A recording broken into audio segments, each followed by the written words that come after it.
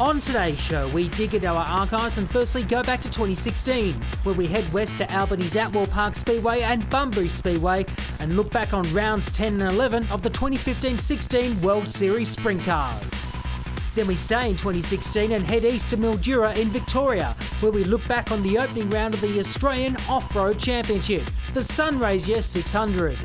And later in the show, we wind back to 2012 and head to Winton Motor Raceway as we look back on the final round of that year's Australian Super Truck Sprint Series. This is Speedweek.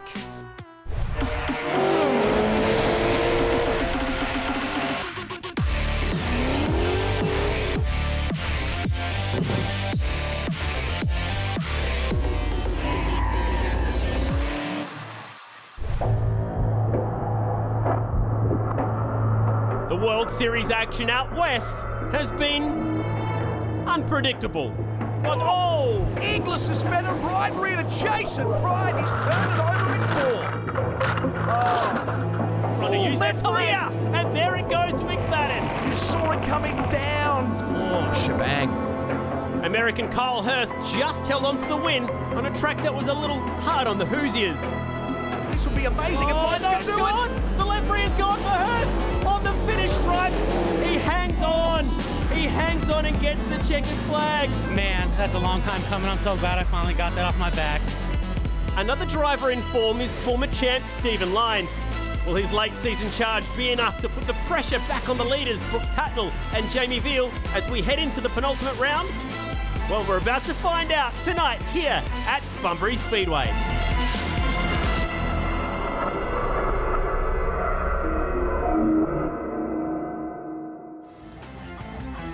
It's the biggest speedway on the tour, and tonight it plays host to the 400th round of NZ World Series Sprint Cars. Hi everybody and welcome to Quit Bunbury Speedway, a couple hours south of Perth, for a very special night in the history of World Series. Tonight is not only a big milestone event, but it also just happens to be a huge round of the championship fight. It's the penultimate round, and we're just one event away from that grand final in Perth. We also have an amazing championship battle playing out. It was, when the Western Swing started, a two-driver battle between Jamie Veal and Brooke Tatnell, but now, after a big night in Albany, a third driver has entered the mix. Let's check out the points. Yes, we know that the two drivers on top have been pushing each other all season long. Tatnell and Veal separated now by just 80 points, but how about Stephen Lyons? Third in the championship off the back of a huge burst of form. First, second, first his last three A mains, and is just 158 points now off the lead. Might I add, first place in an A main pays 250 points, so it's absolutely alive for Stephen Lyons. So Lyons, here, former champ, is back in business. Getting that win at the home of Halls Motorsport in Albany was huge. For more on how last night played out, let's go to Benny Bishop. With round 10 at Albany's Attwell Park a little small on entry list, it was still big on drama. And with it being at the hometown of Halls Motorsport, the crowd certainly got what they came to see. David Murcott grabbed his second Revolution Race Gear quick time for the season, but it was Jamie Veal who ended the event just 5 series points ahead of Tatnell and began a tough night at the office, qualifying 12th quick out of just 16 cars.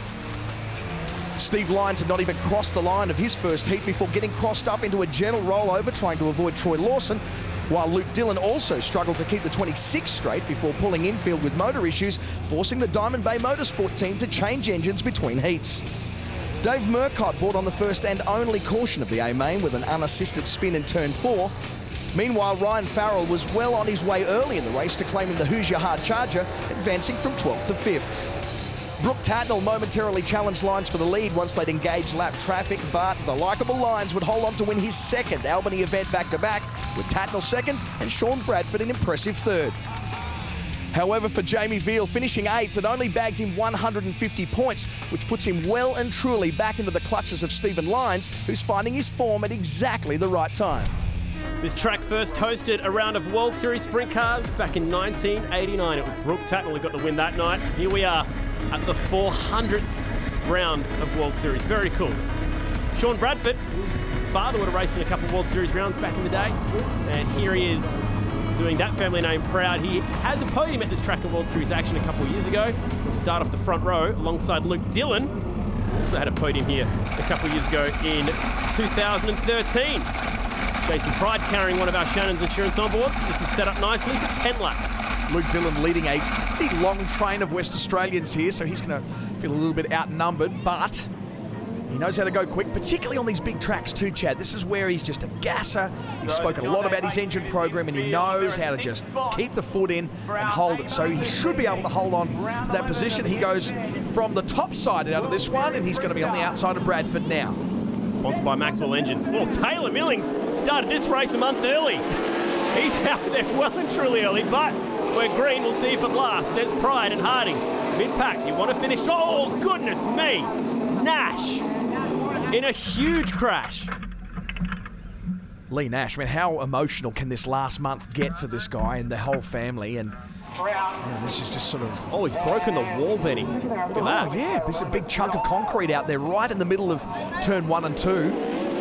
Let's unfold this little compilation once again, find out how he ended up in the fence.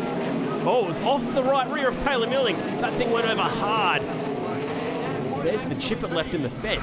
Goodness me. So as much as that was a phenomenal start for Milling, it actually came at the cost of Lee Nash. So this is Nash behind Milling there. You can't say it was particularly a bad move from Milling. It's just... From onboard Nash's point of view. Here we go. Hold on. Goodness me. That's a nasty crash. And coming down to the concrete like that could do some damage to the chassis. That's what he's under the car inspecting right now. That's what it's done to the fence. Whoa. You can see a little bit of Rio there sticking out, so it's giving that a good shove, hasn't it? So not the way we wanted to start tonight's B-main. There's Nash walking away. Just the good news, he's A-OK. And ambulance crew on the scene, as well as the chatty chaplain himself down there. Terry Dorrington, always on the scene in Western Australia. The West Aussie icon in motorsport. Just like those John Day utes that pace the field and push off every car. We're going to restack them. Bradford has that front row alongside Luke Dillon. It's a local team here. It's a pair of gases, isn't it, on the front row? Very aggressive drivers, particularly this man. Was contracted a few years ago in the World Series. Didn't quite put together the season that he would have wanted.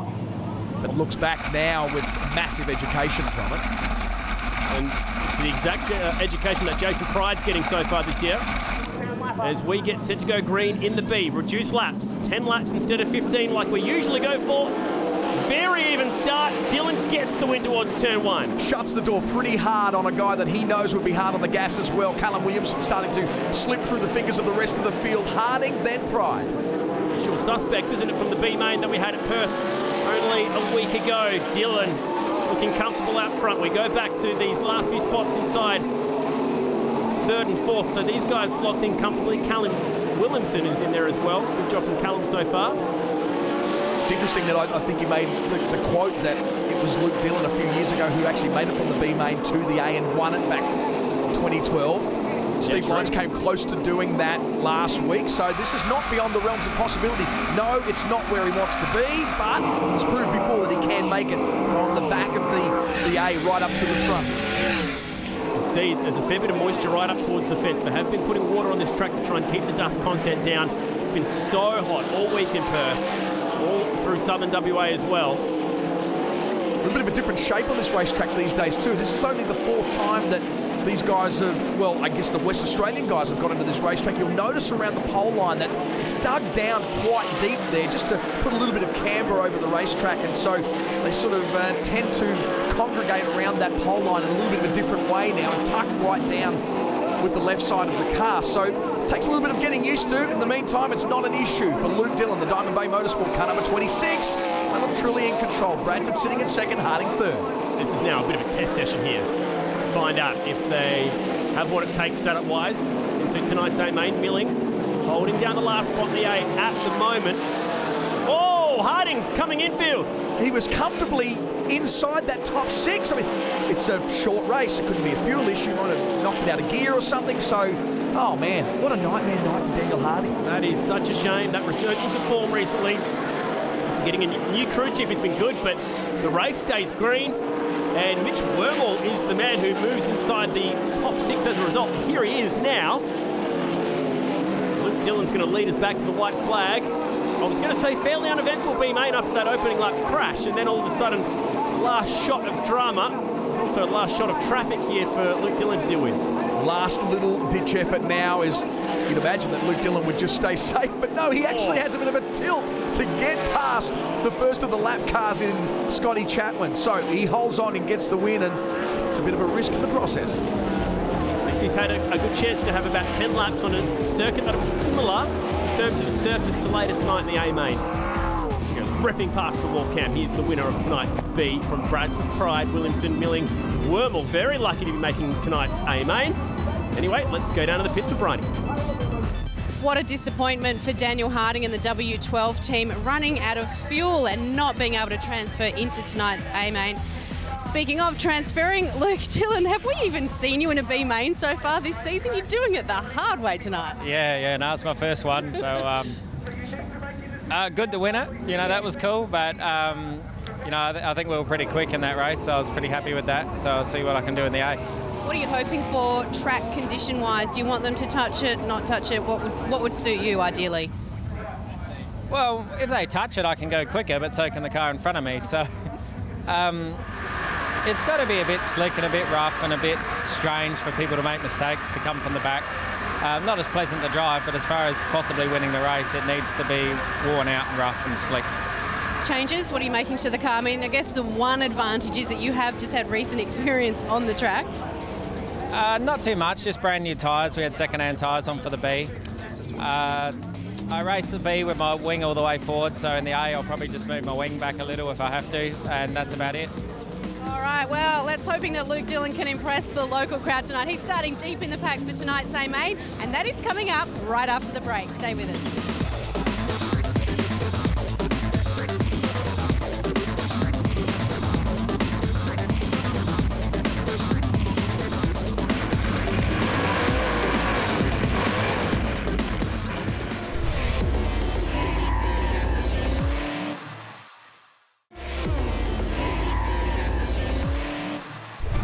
400th event in the World Series history, pushing off and ready to go in tonight's A-Main at Quit Bunbury Speedway. That's the front row, Hurst and Jamie Maiolo. How did they get there? Well, this is how they did it.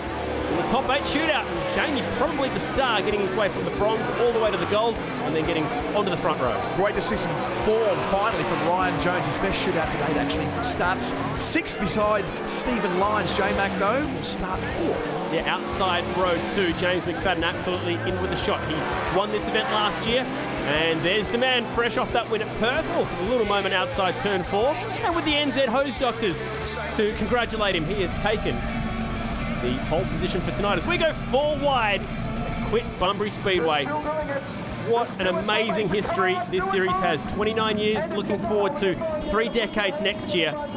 And this is a huge round in terms of the championship. That battle between Veal and Attwell is alive, but the talking point is tyres. Who's on what? Well, let's find out with Brian in the infield.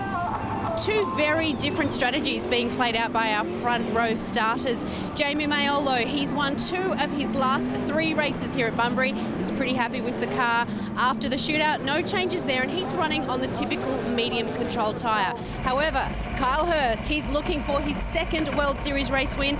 They've taken a gamble and gone with a harder control compound tyre. Basically, crew chief Buzzy has said to Kyle Hurst, just go out and abuse the tyre. Don't even worry about the wear and tear. So we'll see if that gamble pays off for the W17. Okay, so there you go. Thank you, Bryony. Front row guys have different tyres on, but they've put a lot of water on this track before the A as well, so it might completely make this a non-issue. We talked about Luke Dillon before having the most track experience, but reality is actually that guy who's on pole has got more laps than anyone tonight. He's already bagged a 360 title, beg your pardon, a 360 A-Main feature win. So he's absolutely in form, and he starts off pole. That's got to be the ultimate situation for him to come into. From up above, we check out the grid as the field rolls through. Ryan Farrell, one to watch out for. We saw what he did earlier. There's Tatnall. He's going to have to do it from the 5th row alongside Jason Kendrick. Criollo, Murcott won his Australian title here, or his 2nd Australian title at this track. Then the guys who transferred from the B. 30 laps will be the journey, and 250 points up for grabs. This is the 19th time that World Series Sprintcars has gone into an A-Main here at Bunbury, and of the 18 so far, no one's dominated, Chad. Brooke Tatnall's got 3, sure, but there's been 15 different winners over those 18 rounds, which is phenomenal. One of those was Shane Stewart driving for Monty Motorsport. Now it's Kyle Hurst's turn. Carrying one of our Shannon's insurance onboards. It's going to be the very likeable Californian leading us to the green. Well, Field, look at the attitude of that as Lyons tries to get under him before the turn. Is he be able to do it? Man, Field is very sideways. Very crossed up for a car that's full of fuel early in the race. He's got lines to deal with. So they rip down that back straight. Rolling off the throttle in towards turn 3. How about the lead for Kyle Hurst?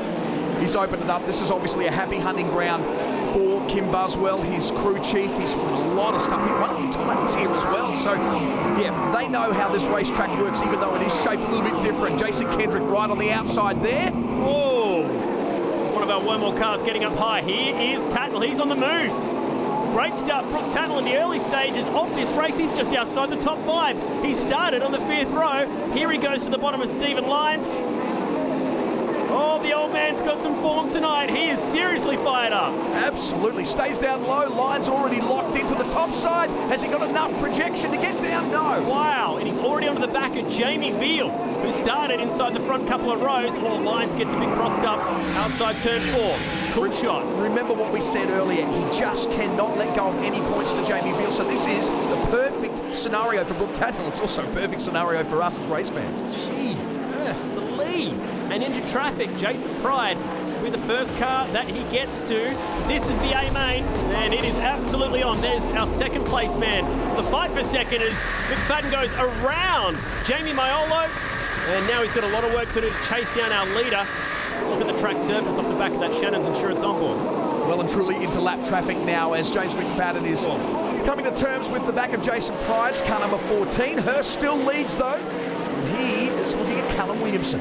He's got almost half the speedway on second place, James McFadden. So doing it easy in that Milwaukee car, and this is on the harder tyre. Kim Buswell said before this race started that I hope we don't make ourselves look stupid and drop back too far at the start because of the hard tyre. It's been the opposite. It's almost as if he's got a soft tyre on, the way he is just ripping through this field. There's Veal. He's on for a podium tonight. They're in 3rd place. And the battle for 4th alive now. Tatnall and Jamie Maiolo. Maiolo under fire. And Tatnall does it tidily as well as Maiolo just gets a little bit out of shape up on the top side. So Tatnall, it just doesn't seem to matter how far back in the field he is. He's just so fighting so hard and digging so deep. Similar performance to what we saw from him in Perth. Looking off the back of Jason Pride's car, getting lapped by the front runners here, but doing a good job inside the A main tonight. Remember, one of our contractor drivers doing the entire circuit for NZ World Series Sprintcars. And there's your leader, so decent lead indeed.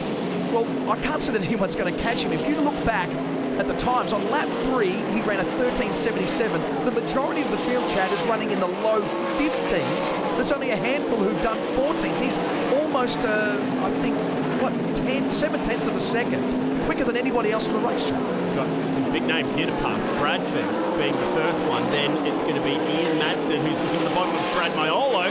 This is tough. So you've got the back markers having their own fight. You're the leader. You're coming onto the back of where they are in the field, and you need to get rid of them as quickly as you can. And that's the view, by the way. On board with Shannon's Insurance with Kyle Hurst, who got his first win just the other night at the Perth Motorplex, and it almost feels like his second home over here in Western Australia. He feels very much a part of the Milwaukee Monty Motorsport team, and this is his family over in Australia. So this is where he wants to do it well, but very different track to what it was earlier in the night. Now it's the sort of racetrack that can really catch you out. There's no place to hide. It's very slick, pretty much right up to the fence. Don't hit your marks, you can find yourself in a lot of trouble and getting very, very close to that concrete wall like we saw earlier. How good's this? Veal and Tatnall were tied on points when they came west for the Western Swing, and they're out there right behind each other on the racetrack here in Bunbury. 10 to go. We've been green for 20 whole laps. Hurst using those 20 laps to build a very sizable lead. Lord doesn't know which way to go around Brad Maiolo here. David Priolo, not for position, right behind him. Yeah, I think Priolo's pretty keen to sort of make back a spot behind Maiolo. In the meantime, he's going to be racing Kyle for that race. There's just no way around him, is there? He's losing a bit of time here. Look how much speed Priolo's got. That's one of the lap cars. Oh, here comes J-Mac off turn 4. Where has he come from? McFadden is closing on the leader. That's how much time Hurst lost in traffic.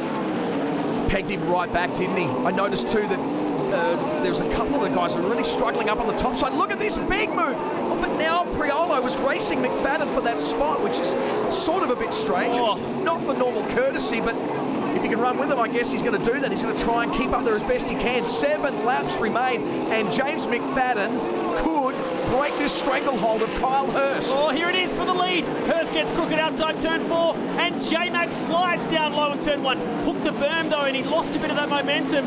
Side by side down the back straight. This is for the lead of the race. It has absolutely come to life in Bunbury. You saw just how congratulatory James McFadden was with Kyle Hurst when he got his first win. There'd be massive smiles under those helmets at the moment as he makes another faultless move. Just hasn't got the drive out of 2. That's about the second or third time they've swapped the lead. This is good stuff with 5 to go. Can Hurst hang on now that he knows that the warning is there? The danger is imminent. Oh, that's aggressive to the low side again. Can't make it stick this time, J-Mac. It doesn't seem to matter that there's lap traffic involved with this whole thing. They've just gone through and disposed of anybody who comes into their road, and all very tidily as well. Just coming out on the heavy stuff there. A little bit of opposite attitude from the Milwaukee Power Tool 17. McFadden ready to pounce. This is gold. 2 guys outside of the championship hunt that just want to claim some wins. 3 to go. Hurst still not around Brad Maiolo. Brad's actually catching his brother Jamie. So he's about to come across some sibling rivalry here with 2 to go. McFadden just waiting for his opportunity. Got him finally. Car number 77, Brad Maiolo at the moment just... Oh, look at this surge on the outside. Man, he's got some good speed up the top. Is it enough? He's using the top to his effect. White flag last lap, McFadden to the lead. No, can't hold it. Hurst fights back to the top. There is 1 corner opportunity left for McFadden, I think. He's going to go to the top side. He had a lot of motion there, and he's hit the fence. He hooked the fence. It's broken the front end. Caution flag is out. Did we get the checkered flag? I don't know. You can only imagine there's got to be some sort of failure. Or was he just up at the heavy stuff? Well, let's just relive this amazing battle on the High-Tech Oils replay. This is a few laps ago, up the inside. That was the first time they switched the lead. And Hurst managed to get it almost instantly back again. McFadden wanted another crack at it. So he took the opportunity, didn't he? Priolo absolutely got the box seat view of this whole big dog battle as well. Look at this. He just holds on, and they've tried everything. Both of them have tried all parts of the racetrack, but that momentum coming off 4 is phenomenal. Just not enough on that occasion. The one time he couldn't quite make the slider stick, and then he had no option but to go to the fence in this corner. Oh, the tyre went. Yeah, you can see the tyre. Ah, okay. The right rear tyre deflating on impact, or before the impact, more importantly. This is the attempted slide job.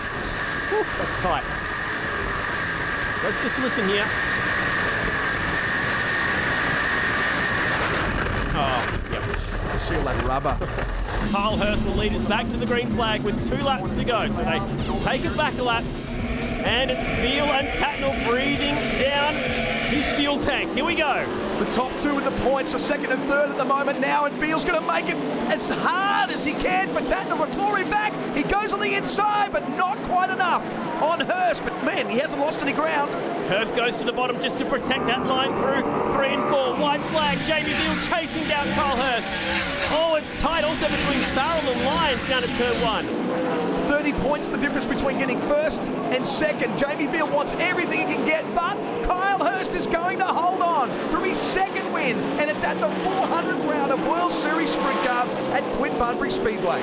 Fitting that an American should win the 400th round after the great history they've got in this series. Kyle Hurst, 2 wins out of the last 3 rounds, and that is a beauty. Oh, I feel some donuts coming. Hold on. He was lining that one up. Little dust storm to finish things off. Almost identical to Shane Stewart's win here a couple of years ago, in that he had to fend off a late race restart. On that occasion, it was Robbie Farr pushing him. This time it was Jamie Veal. Veal claws back some points on Tatnell, and we have been treated to a show. Listen to that crowd, eating it up. Mark that down for 7 wins for Uncle Sam's best here at Bunbury in World Series competition. Kyle Hurst taking that 7th one there, and very convincing fashion. He's just found form right at the right time. That was very exciting, and it's time to catch up with a very pumped up Kyle. Hey, Kyle, this winning in WA thing, you could get used to this. I like it, man. You can't beat getting a win, man. That was awesome. James showed his nose and we were able to hold him off. I thought we got the white. I don't know what happened there. If we lost it, I was going to be a little upset, but we ended up holding it off. So, man, I can't thank this team enough. Milwaukee, Luch, Monty, his whole family, Buzzy, Raymond, everyone. They bust their ass all year. I'm just glad I can return the favor. Your team took a gamble on a harder tyre, went against convention, I guess. You made the most of it right from the very start. Buzzy made the call there, man, and I give him credit for it. He knows I pound these tires as hard as I can, so he knows who I am as a driver, and he gives me the best he can, and he did a good job tonight. I didn't have to worry about him once. I just went out there and did what I wanted to do. We didn't have an issue. They worked out great, so thanks him. Great call. I support him just as much as he supports me, so that's awesome. So thank everyone enough. Awesome night. Well done. Thank you. Well, it makes sense that someone from the west coast of America should go so strong on the west coast of Australia. Carl Hurst wins, sees him actually jump J-Mac in the points, but I cannot believe it. First and second, 30 points in it.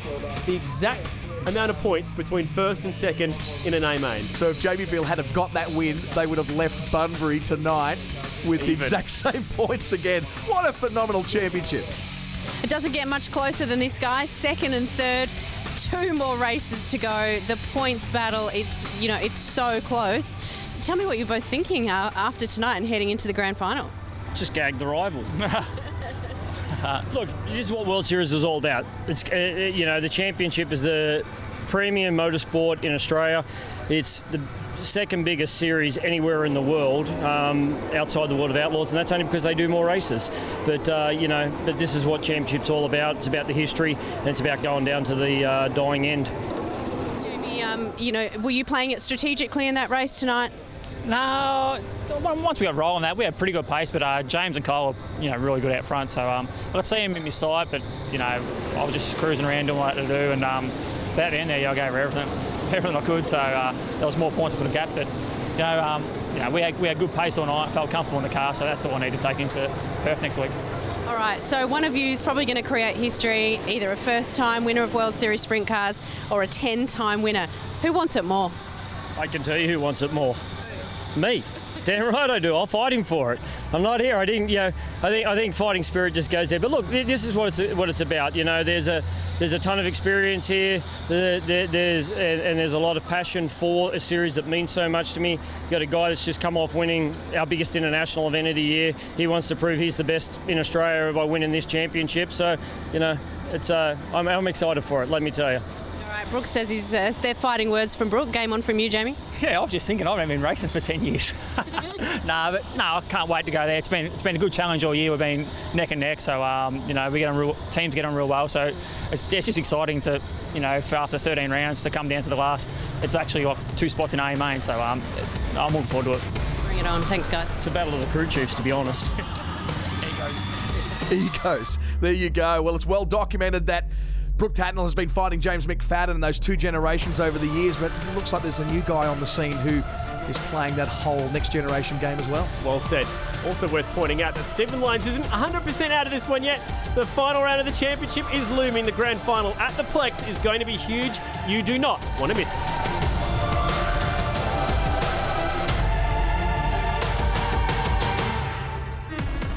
Coming up after the break, we wind back to the opening round of the 2016 Australian Off-Road Championship, the Sunraysia 600.